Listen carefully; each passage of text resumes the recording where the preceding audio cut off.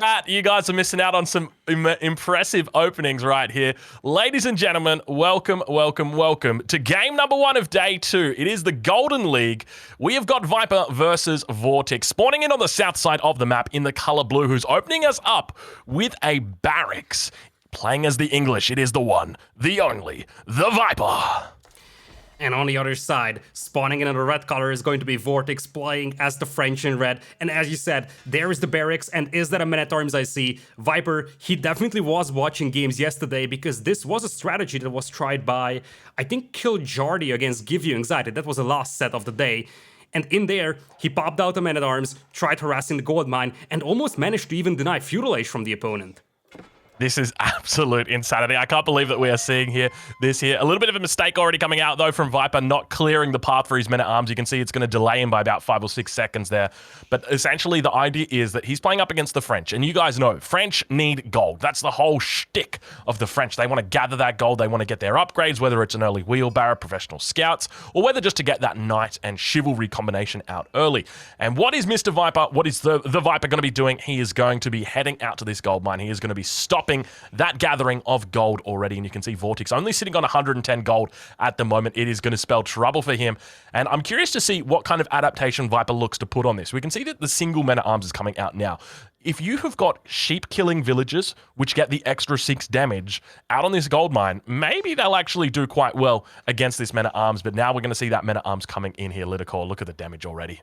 And that's a lot of damage done here, and it's a very difficult man-at-arms to clean up as well. That guy has 3 melee armor, so you can't just pull your scout to fight it off. In fact, your villagers will struggle a lot. This is a pretty tanky dude out here, and this is basically a direct result of the balance changes for this new patch. With the faster training of the man-at-arms, this strategy becomes much more viable. We also have to mention that because the scout attack rates have been buffed, in this tournament, or at least in this stage of the tournament, it is not allowed to use the scout in Dark Age to harass the key resources. But no one said anything about the men-at-arms, man, and boy oh boy, are they working well. Yeah, they're working really well. And interestingly, Viper only going for 1 man-at-arms, not looking to go for a second one. We do see VortiX has managed to gather up that 200 gold, though. As a consequence of Viper only bringing out the 1 man-at-arm, then he didn't really, he didn't cause too much of an issue on the gold mine. It just basically meant that that VortiX had to shuffle around a few villages and get them in different spots. But we can already see VortiX has prepared the gold to go up. The School of Cavalry is going to come down, and I suspect as we enter into the second age, VortiX probably going to be focusing on horsemen as well as archers, just to try and clear up this gold before he moves into it. But I got to say, a very damaging opening coming out from the Viper. What has happened back home? Let's take a look and see what Viper's up to back here. He's working his own way up to the second age. You can see he's got 260 food in the bank at the moment. Bit of a scout-on-scout fight happening, but interestingly adding no farms. Some of the things that we have seen English players do when they do go for this early age 1 pressure is that they like to add in the farms in as well. But both scouts going to be heading their ways now. Second scout coming out from Viper, though. Yeah, there's a second scout for him, and that gives him quite a lot of sheep to work with. As you pointed out, he's not operating with a single farm so far. And I have to agree with you, he has done a lot of damage, because sure thing, VortiX is able to get to Feudal Age, but VortiX won't be able to add knights, and he denied all possibilities of going for wheelbarrow or professional scouts potentially. So really, he restricted the VortiX's options quite tremendously. Yeah, very smart move, because when you think about this matchup typically, it's normally quite heavy Feudal Age fighting, but we've seen English shy away from that in recent times, just because the English in Feudal Age, I mean, people are learning sort of how to counter it, they're using outposts a lot more, and finding more aggressive Age 3 timings. And so here we actually see Viper looking to turn his attention towards this gold mine, actually going to be sieging it down. Keep in mind, it is a French mining camp, so not going to be too fussed about it because it's only going to cost 25 wood to actually replace. But he's going to be healing it up, though, repairing it up, and already the villagers looking to fend off the scout from the gold mine. Now VortiX has reached the second age. He can actually hit those villagers because that is the way the rules have gone. But horsemen going to be coming out looking to repel this situation here, Lidakor. The horseman should be able to push away this force over here, especially supported by that scout. If not, there is a second horseman that could also come out. But this is all about the delay game here for Viper. He knows very well that his opponent will get that gold mine back. The intention never was to completely deny that gold mine for the next 15 minutes. The intention was just to cut off your opponent from gold, and as we discussed, prevent him from going for wheelbarrow or anything like that costs gold, and also make sure that he's not opening with a knight, rather using horsemen at the beginning. Yeah, that's a really interesting point. So opening Horsemen are actually quite a decent opening, to be honest. I think French players do like to get just that one knight out because it's very nice to have it to harass the enemy wood lines, the enemy gold mine, that sort of thing. But in reality, Horsemen in this matchup are going to be very, very handy. And we do see players at the top level continuing to opt for Horsemen in this scenario. So I wouldn't be surprised if he keeps up despite unlocking that gold. Indeed, that is a possibility. Obviously for Viper, given the fact that his army has limited mobility, he wants to avoid those knights raiding from left and right, because that's the real advantage that you get using knights. You can send in 2 or 3 in small groups and then just get 1 or 2 villager picks early on. So as you pointed out, in direct combat, you probably prefer the horsemen nowadays, but for the raiding effect, the knights can still be very useful, especially against the low movements or low mobility civilization like the English. So Viper, I think he benefited a lot from that man-at-arms out there. He already has a barracks as well to respond to the cavalry, and he's now setting up the farms. No VortiX layout on those farms, though. If you remember, we have had VortiX with a slightly awkward layout on his farms before. Viper is just going to go for the standard 4-2-4 farm layout. Yeah, no, interesting layout. It does get you in a little bit closer, but interestingly, we do see Wheelbarrow coming through here for both players at the same time, and also professional scouts coming through for VortiX. So we mentioned this a little bit earlier, that obviously by denying the gold in the first age, that Viper was able to delay any potential techs coming through from VortiX, and that's exactly what he's done, because we now see VortiX going for those technologies. So curious to see exactly how he looks to play it. The professional scout's going to help him out, going to be gathering in that deer across the map, and going to be able to gather in Viper's deers as well, because I suspect that Viper probably going to be sticking to his farms instead of those deer. Yeah, he definitely will be sticking with those farms, and you see, as you pointed out, VortiX is going for that professional scouts play here, which is going to give a very nice boost to his food eco, a much needed boost, to be honest, because if you think about that, Viper's gonna have a very compact base, very well defendable, and he's going to have an absolutely spectacular food eco in the next 5-6 or so minutes. He's playing a very, very defensive gameplay, you see, only 5 longbows and 3 spearmen so far. So he just wants to focus on defending his base and boom into Castle Age, drop that King's Palace, start to grow a villager lead as well. Currently there is a free villagers advantage for VortiX, but that's just the free French villagers that you're getting from the faster training town center. Yeah, that's exactly right. But now we see Viper looking to try and play a little bit more defensive. And I wouldn't be surprised if this game actually starts heading towards that late game stage. This is something that the English love to do. If they can make it to Imperial Age, get that enclosures technology, he's going to be a very happy camper, quite literally a happy camper, because he's going to be camping it up. He'll be looking to get keeps up. He'll probably keep his springalds under there. He'll have his longbows firing out. A lot of walls, though, are really going to help him in this matchup. But do we see a blacksmith already coming down there for VortiX? So we could potentially be looking to see a timing with a battering ram coming out from VortiX, and that would be interesting. Alternatively, he could just be looking to get those upgrades. Yeah, both of those could be a possibility. As you pointed out, there is the blacksmith for him. So he's got a couple of archers over here, but his army is not huge. So at this point, if he goes for siege engineering, he wouldn't be able to escort those rams. And indeed, it looks like he's just getting some combat upgrades. No siege engineering on the horizon for him. But look at Viper's resources. Already 500 food. He can start shifting villagers towards that gold mine. And I would think that he could get like a 10, 30, or 11 minutes Castle Age timing with the eco he has. Gotta love the wall on the right side. And look at that left side as well being walled off. These are small investments when it comes to the wood cost on this, but it helps you so much to negate all those raids. Yeah, that's exactly it. A lot of people don't realize, but just adding in these small walls helps out so much. Because think about it, right? Let's say you've got a knight that goes in behind that base. Now, not only are you potentially losing villages, but you've got to move your units from the front of your base to the back of your base, defend, and then, oh, look at that, a knight comes in through the front door, and now you've left it wide open, and it all compounds up. So if you're able to control the narrative, prevent your enemy from getting these raids in from the back and the side, it helps out a huge amount, and that's exactly what he's done here. So great work to Viper. But we could potentially see a Castle Age coming through soon, shortly from him. Take a look at the gold that he's gathered up. Take a look at the food that he's gathered up. He is on the way to Castle. He's thinking about it, and he's not just thinking about it. I think he's doing it, Lidakor. He's got to be doing it here. Yeah, he is doing it, and as you pointed out, those walls help tremendously here. So even if VortiX wanted to push right now, he simply can't do that. He can't loop around with the archers as well. So we've talked about the cavalry not being able to flank around, but also the archers.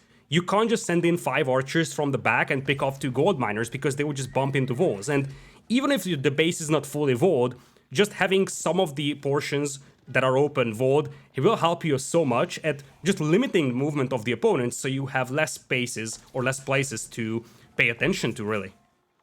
Yeah, and that's exactly it. We now see a blacksmith going down for Viper, but I guess the one thing that concerns me is we are starting to see a pretty significant mass building up for VortiX at this point. Obviously, Viper has clicked up to the castle age now, going up with, it's going to be the Palace of Kings, or the King's Palace, as it is otherwise known. But yeah, it is... the concerning thing for me is as soon as Viper clicks up or hits up to the next age, VortiX probably going to be pushing out of his base. But the thing to note is VortiX, he doesn't even look anywhere close to castle age at this point in time, so Viper could have a nice little jump on him here. Exactly, and the thing is that VortiX's army was back at his base for a long time, so it's not like he's right next to Viper's base, ready to jump on him as he reaches castle age. Like, by the time he arrives, Viper is gonna be in castle, and that's a second barracks being dropped by him, so we're likely going to see men-at-arms come out.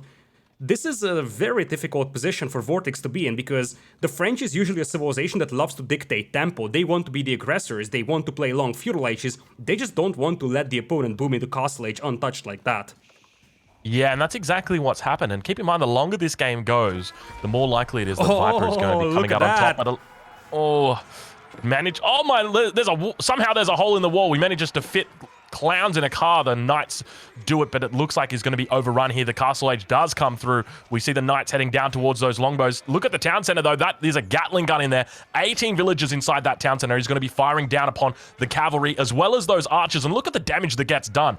Keep in mind, those horsemen, they've got lower ranged armor than their knight counterparts. And as a result, sure, it means he's going to be able to clear up these longbows, but look at the damage that just gets done right now to the army of VortiX.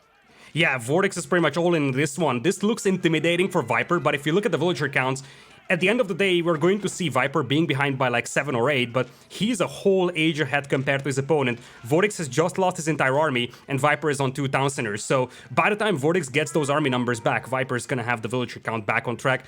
Truth being told though, VortiX is buying himself time, and if you look at his resources, suddenly it's not looking so grim, because Viper is still sitting in his base, recovering from this counterattack, and VortiX is ready to go up into castle age. Yeah, that's a really good point. We can see that Viper is down by a fair bit of villagers. He's down by 10 at the moment. So it's going to take us some time before he's able to catch up, probably about another 3 or 4 minutes before he's actually at parity with his enemy, just considering that VortiX has got that faster villager train speed. But a monastery going to get dropped down now for Viper as well. And the question is, what unit composition does he look to go in the third age? Now, I'm a big fan of men-at-arms as well as horsemen, together with crossbows. It seems like a really weird composition, but essentially, the English love to make men-at-arms because they've got armor-clad, aka armor-chad. And this gives them +2 armor. So essentially, they've got the best men-at-arms when it comes to defensive purposes. Obviously, they still get beaten out pound for pound when it comes to the Holy Roman Empire. But in this matchup especially, men-at-arms are great. But they do get countered by the crossbows, which, unfortunately, don't do particularly well against horsemen. And this synergizes really well with the English economy. We think about the English economy. Just how much food have they got coming in? It's infinite food. They're on those farms non-stop. So it's an incredible composition. And then the last thing that you tack in there is just a few crossbows. Just enough to one-shot the knights that your enemy might make. So we'll have a look and see how Viper plays it, whether he goes into a composition like that, whether he looks to stick to longbows, and we can see it looks like he might be. It is a possibility, and you see, one of the problems Viper is facing is that he's in castle age, but he simply couldn't leverage that at all, because his army is slow-moving, he was recovering from those counterattacks, and he's still behind by 10 villagers, so the villager discrepancy hasn't decreased. Monastery now coming out here for VortiX. I think I saw Monastery as well from Viper, so both of them are trying to go for the relics at this pace. You get the feel that neither of them are going to commit to a lot of aggression at the beginning of Castle Age, and it's going to be more like this sort of poking and probing, map control style warfare, and they're trying to just make sure that they don't throw away any army, trying to find an angle to attack, maybe get some advantage with the extra relics. In fact, I saw VortiX mining stone, and if you look at his resources, wait a second, that's already a second town center? He has resources for a third one even. Is he going to actually drop a third town center here? He's going ham now that you think about it. The second town center is going to pump up his villager count like crazy compared to the English, because the English are stuck on 2 town centers. But keep in mind, they're just making villagers once every 20 seconds, whereas every 16 seconds, a villager is going to be coming out of those TCs for the French. But it looks like now a knight potentially going to be going down, or rather a monk going to be going down on the south side, and that relic going to be sitting down safely on the map at least for a couple minutes more. Indeed, and with that second town center, VortiX is not only going to just maintain the villager gap that there is between the players, he's actually going to increase it. And with these knights roaming the map, it's also much easier for VortiX to pick off those monks. So you see, he's disengaging with that knight, he can heal that up with chivalry, and then he can just continue picking off the monks from Viper. No relics collected by either player so far. Yeah, got away with 12 health that knight down to the south. And keep in mind, by killing that monk, it's such a smart move from VortiX. I think that that knight did actually go down in the end. But killing that monk, it means that now Viper's got to go for that relic, and as a result, not going for the other relics. But now we see the knights coming in. He's got the veteran upgrade. His couple of spears going to be able to chase these away. Manages to survive another day. At least two of the knights do. First one does make its way down, but he's lost quite a few knights at this point in this game, VortiX has. Indeed, he did.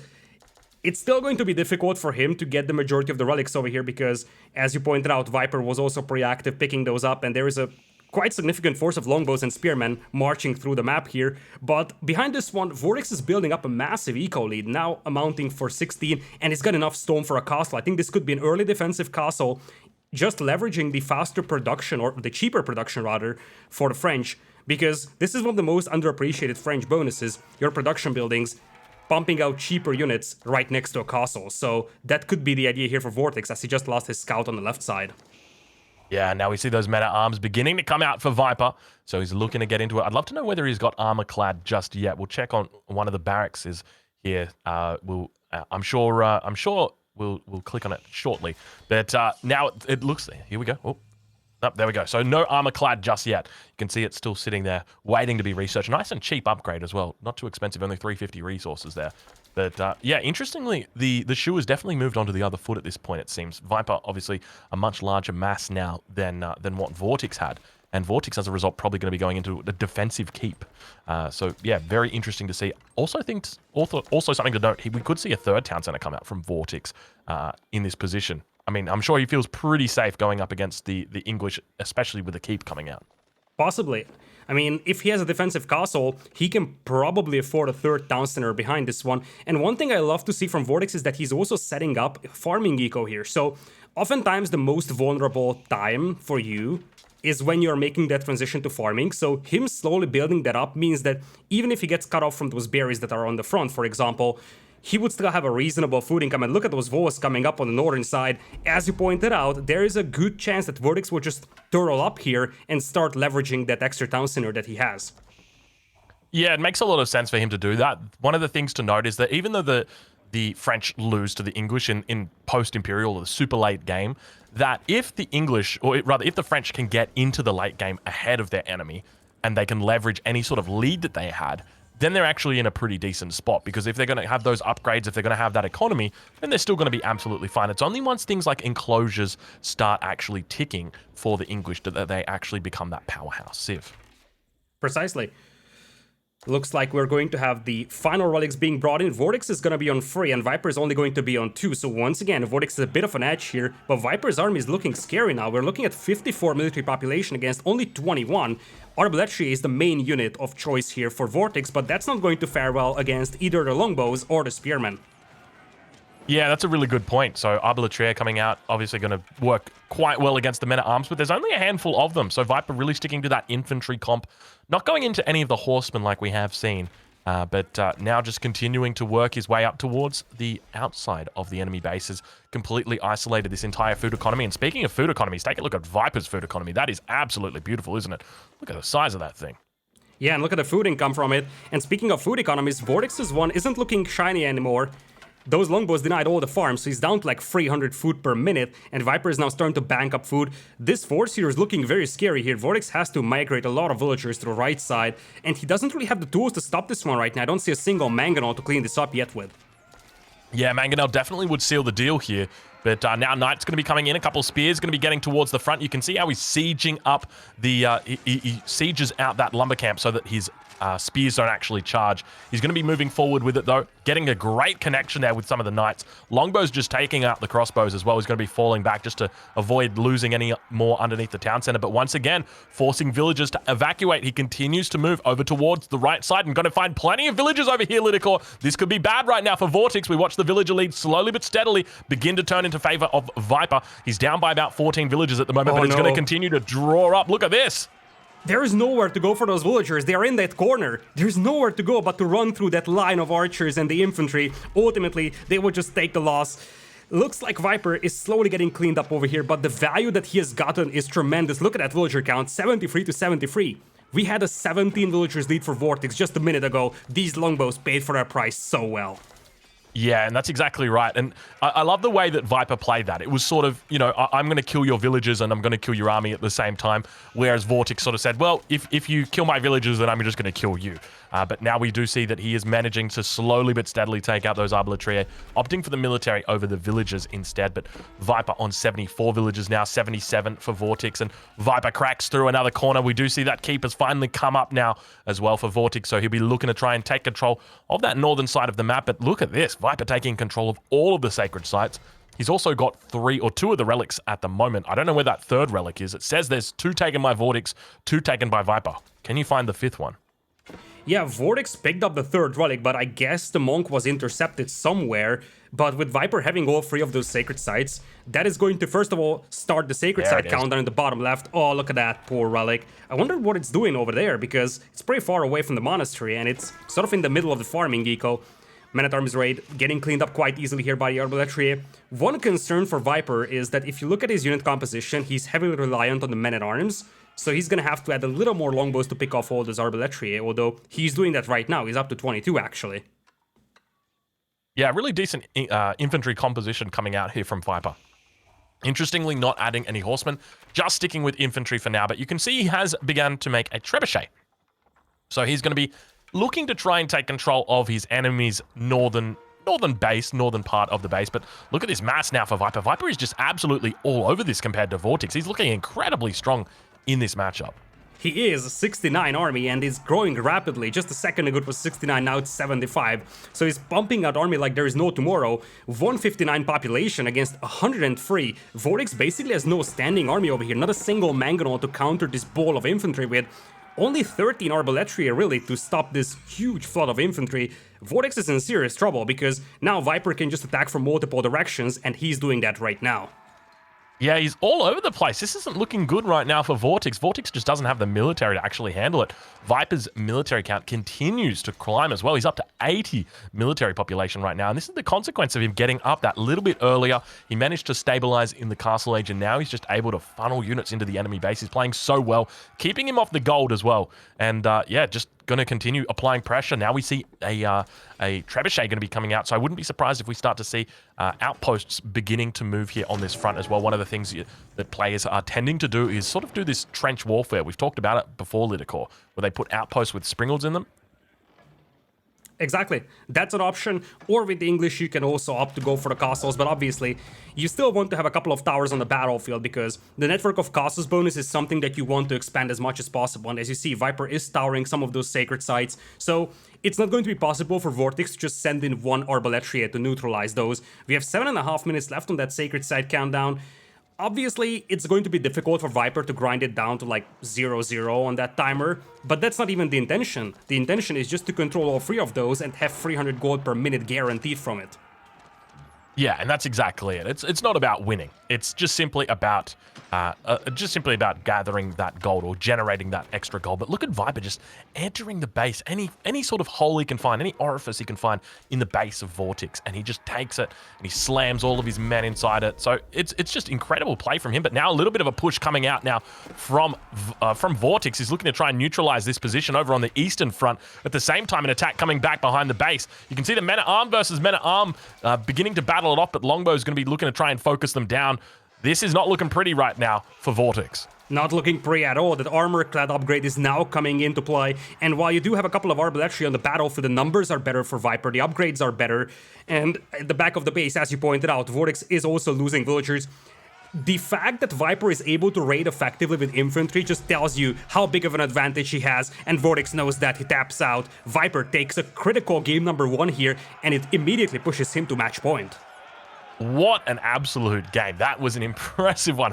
I can't believe that. That was really crazy. So that's the first one I've actually seen. Men-at-Arms rush, baby. It works. The sneaky snake does it. He sneaks his snake into the enemy's base, forces that gold to be idle, and then just comes out with the victory. So well played to the Viper. He's done a great job. And now we start to see, look at the villager count as well there for VortiX, up by a mile, but it just got neutralized completely. So very well played for him.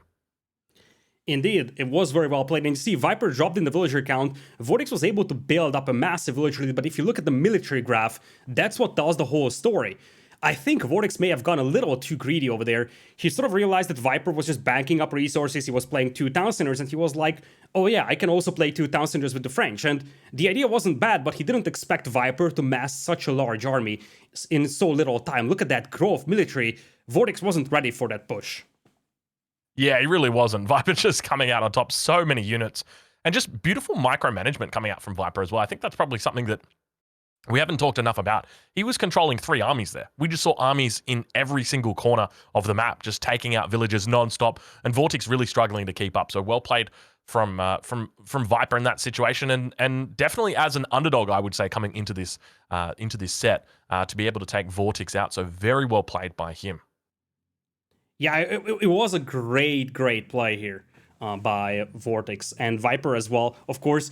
And a thing that I really loved about the gameplay of the Viper is that he adapted his playstyle to what we have seen yesterday. So this thing, I haven't seen this before, and this is something that comes partly because we have a new patch out there which accelerates the man-at-arms production for the English. So this thing wasn't viable before the patch, and the patch dropped Thursday, I believe. So this is brand new, and this was figured out by some players in just 1 or 2 days of time.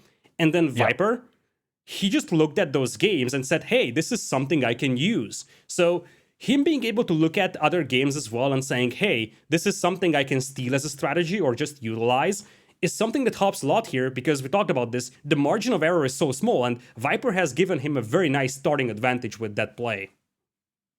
Yeah, I think that's exactly it. The fact that he can go into this series now up 1-0 is going to help him out a huge amount. Obviously, it's a best of 3. So by having that lead, it's going to help him out, meaning that if he even loses the next game, that, you know, it's not going to be terrible for him. But now we already see game number 2.